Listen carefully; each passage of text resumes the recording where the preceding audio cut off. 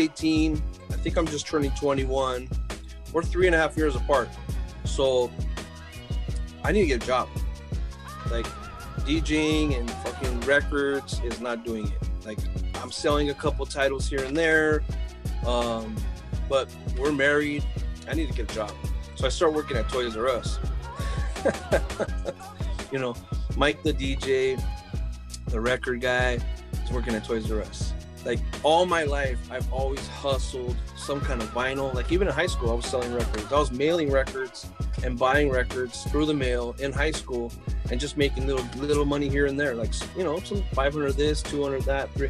I was making enough money to survive. I remember selling a Red Wax Blue Lake record for $500, like in, you know, 1991 or 2. And then, you know, keeping that $500 and making it last me, you know, 3-4 months, and finding another like really rare gem and stuff. But it got to be where I wasn't really making enough at it, and I was just married. I had my first kid, and I needed a job. So I needed to get some money. So I started working at Toys R Us. Wasn't really for me. My dad offered me some work working as a mechanic. He started working in Orange County at Fort of Orange, and I started turning wrenches over there, and I was a mechanic. And I just remember driving up and down the hill being like, man, this is crazy. So I ended up buying I'm renting a spot over here in Corona for like the same price, and just having that smaller commute. And by me having that smaller commute gave me more time in the night to try and, you know, hustle records or involve myself more in records. I was hitting all the record shows, hitting flea markets, calling people about records. I was on the phone every night. Like, I wasn't even worried about my day job. My day job was just the money coming in to survive. But my nighttime job was, hey man, I got 3 copies of this.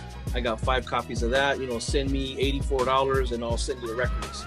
And then him saying, well, I got these records, can you use them? And be like, yeah, I'll take them at this price. So I was already hustling the records, like just trying to get that to be where that's my job.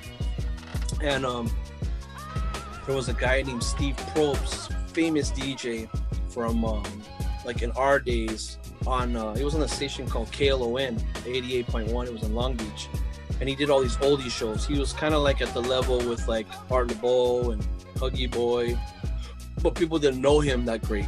He was more of the underground version, and the collectors all knew him. Like, all the hardcore lowrider guys that listened to his show knew him because he played a lot of real fancy doo-wop and underground shit, and he was just bad, you know.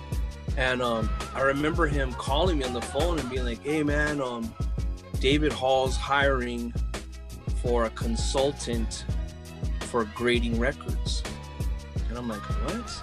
Like records, like grading? Like, you mean like grading, like looking at them and grading, like really grading?"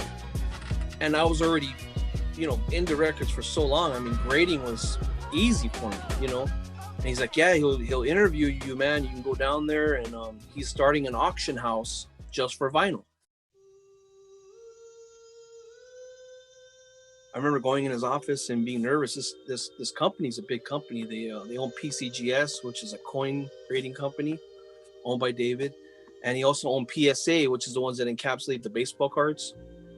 I remember driving over there and being nervous as shit, man, and going in the office and him sitting down like, "So you're a record guy, huh?" And just be like, all right. And I'd be like, yeah. Like, so what's your favorite record? And me being like, oh, you know, I have a lot of them, you know, but one I could think of offhand is like, you know, I said some soul record or something, and he's like, what the fuck is that? You know, like, just, I was like, oh shit, I fucked up, man, you know, like, oh, let me think of a good one right now. And I just said, how about like Golden Teardrops, you know? And he was like, yeah, now we're talking my language, you know, because he was an older dude, and I knew he liked underground doo-wop. So that was kind of like not too underground, but it was the Flamingos, like Mona Lisa, you know, Golden Teardrops. And he was like, yeah, he goes, what else you like? You know, I'm like, you know, I like some jazz and soul and funk. And I really didn't even like jazz. I was just trying to like be at his level, you know. He's like, fuck jazz. He just said that. I was like, all right, well, you know, I like I like Thelonious Monk, you know. And he's like, oh yeah, Thelonious Monk. All right, I could see that. And then I started talking about some R&B stuff, and that's where we clicked because I had enough knowledge in R&B stuff to where I floated in really good with him, especially R&B groups. R&B groups, he really liked a lot of the Bird groups. You know, we started talking a lot about the Cadillacs. We started talking about, he goes, "What's some of your favorite groups?" You know, and I was like, "I love the Cadillacs. One of my favorite groups is like the Five Chances."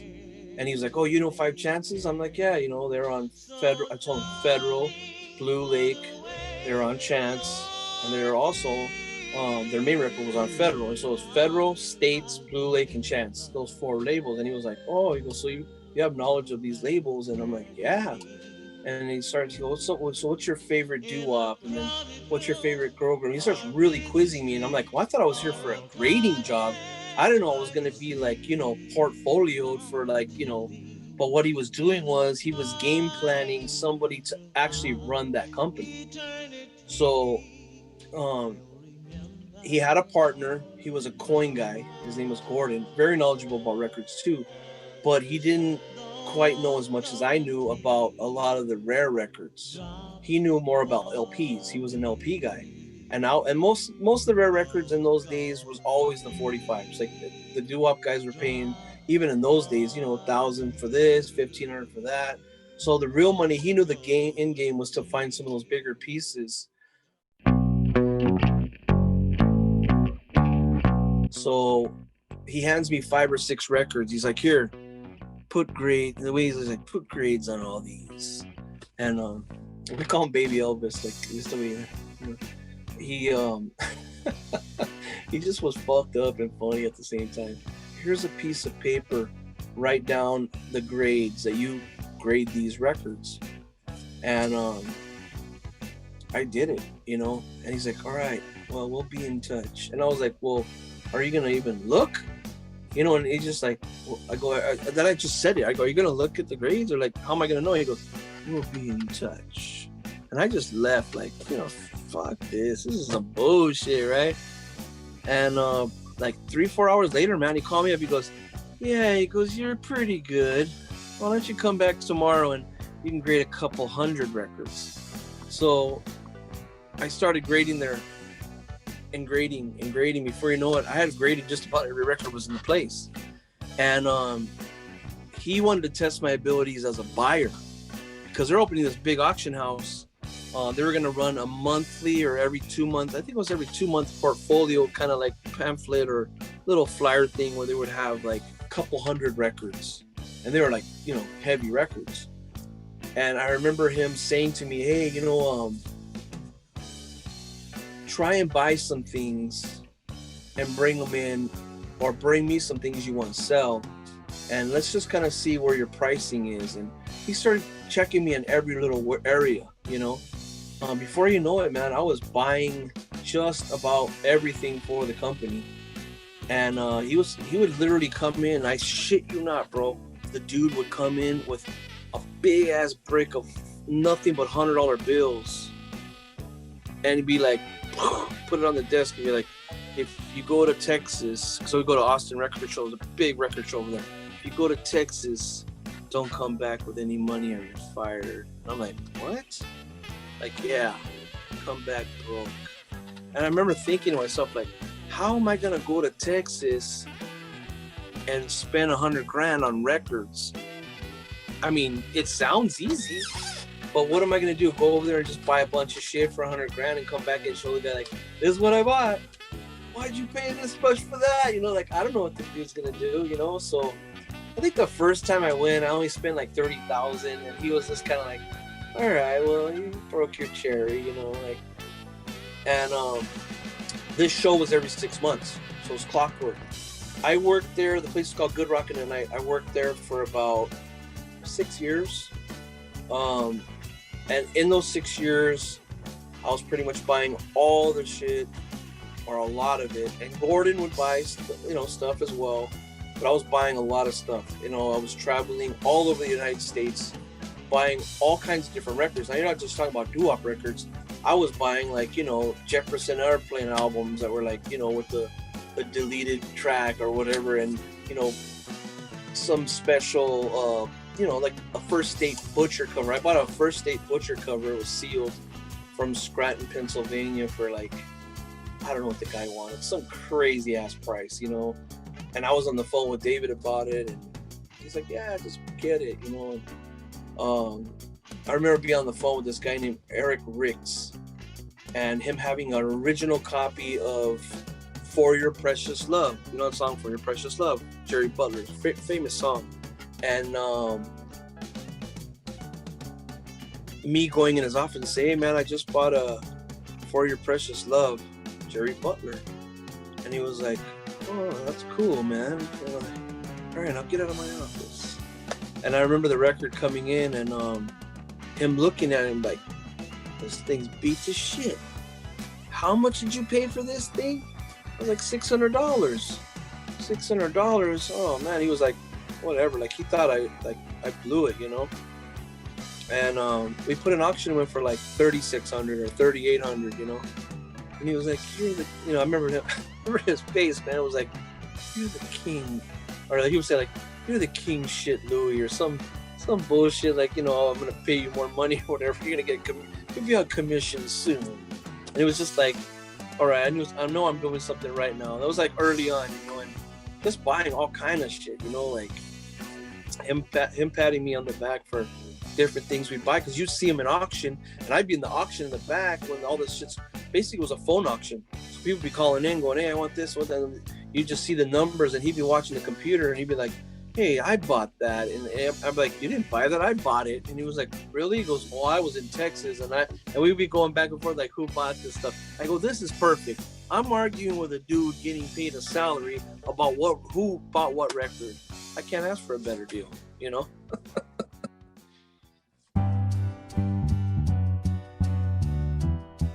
I'm going to these shows every 6 months. Now I have the dealers in my pocket or I'm in their pocket, because now they're coming, "Hey Mike, can you see me?" Like, they're like, "Hey Mike." I'm like, whoa, I'll be there. But they know I got the cash.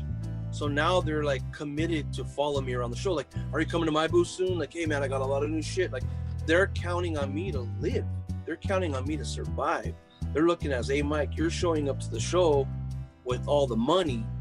Like, don't forget me, man." Like, they would have that face. Like, and if I forgot somebody, I'd get a nasty phone call like, "Hey man, you never came to me at Texas." Like, well, Texas is huge. Like, there was like 200 dealers, and if they knew I had money and I was buying stuff, I had a couple guys that, I would spend a lot with. I won't even say their names just because they're trying to hide from the IRS, but they would hit me up early. Like, the show would actually start on like Monday night, and the show wasn't until Friday and Saturday. Like, the show wasn't until Saturday, but the show would start like Monday night. You'd get there, you'd get from your airplane ride, you'd show up in a taxi, you'd get out the hotel, you'd smell that clean air of the hotel, and there'd be a dealer like just touching your hand, like, "What?" You'd be like, "Oh, hey man, come to my room." All right. So you go up to their room, and they would give you early preview. So the real record show would go down in all the rooms before the show even started. So I'd go room to room to room from Monday to Friday, and then Friday morning, Doug would have the guy that ran the show, he'd have a little record show at his house. So all the dealers would set up all that early shit just so all the dealers could kind of trade, get what they wanted, and didn't feel like they got screwed at the record show. So all week you guys would be in the rooms together, and then the guys that would show up on Friday kind of late that were just going to sell at the show would set up at that morning show. You'd see all their stuff, and it just became a revolving door. So yeah, man, by me seeing all these guys, all these records, I mean, bro, it became like, if I had a hard drive up there, bro, it's like 70,000 terabytes. Like, literally, that's how much stuff is in my head. And your mind can only hold so much. I was taking in like a sponge, like, what's the first of this? What's the right label color? What's the right number in the dead wax? What's the tan pattern? What's the, like, I would get guys that call me on the phone like, it gets this bad. This is the best way to explain it. I have this one guy calls for Elvis stuff all the time. And believe me, I am not an Elvis fan. I got nothing against him. But that working for that company made me hate Elvis Presley, bro. This one guy would call and he would say, he goes, is Mike there? And he'd get on the phone with me and I'd be like, he's like, Mike, now let me ask you a question. I'm like, yeah. I already know it's gonna be a horrible question. And I'd be like, yeah. And I'm just like, just say quick. And he'd be like, now, can you pull auction number 18735? And then pull auction 18734. Pull those two and then come to your desk. And I'm like, why do I have to go to my desk? Well, because I want you to sit down when you tell me this. And I'm like, this is a fucking freak. Like, this record people are freaks, dog. I mean, real record people, they're out there. Their mind is gone. This dude would be like, Mike, now tell me, you're sitting down, right? Now read this carefully. Does it say Elvis Presley with the Jordanaires, or does it say Elvis Presley and Jordanaires? And I'm like, what are you fucking talking about, bro? But I can't say that. He's a customer, right? So I look at it, I say, all right, it says Elvis Presley with the Jordanaires. It doesn't say and the Jordanaires. I was like, what do you mean? I just said that. He said, no, you said it said Elvis Presley with the Jordanaires. You didn't say and the Jordanaires. I said, no, man, it's all right. Now read the other one. What does it say? Elvis Presley with the Jordanaires. The other one. Not and. So he was only looking for the copy that said and. But by me doing that for so many years, going around looking at all these different labels and all this different music time, pre-war blues, post-war blues, 78s, 45s, rockabilly, garage, teen music, R&B, blues, doo-wop, soul. I mean, it just started like, before you know it, now we're talking about all these subgenres of, you know, you have like boppers and rockers and, you know, it became to where I was like, you know what, man, I'm just not having fun, bro. This is just fucking ridiculous. And it started to get to the point with the company that it wasn't panning out to be what they said it was, but I wasn't going to leave because I was making great money. So I said, you know what? I'm making great money. I'm doing what I love. You know, something's got to give.